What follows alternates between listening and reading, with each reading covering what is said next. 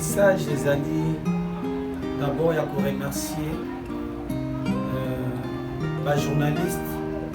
oyo bazali comme journaliste ya investigation na kati ya ville ya Kinshasa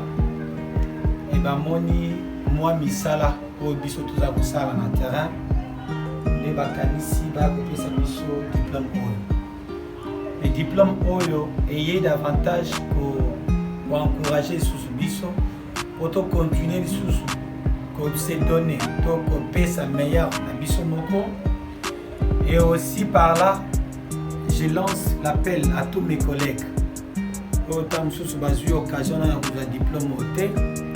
et bango mpe batravailler parce que eza fruit ya mosala bango mpe batravailler mais aussi particulièrement na mokonzi ya mboka chef de l'état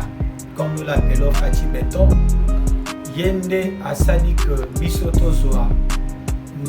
disons biso tozala placé na tête ya commune ya Nsele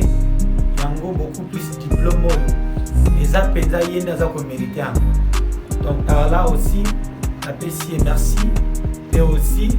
na banselois ou banseloise nyonso bakozali bako ya kolanda biso diplôme oyo naza beaucoup plus kodédie yango.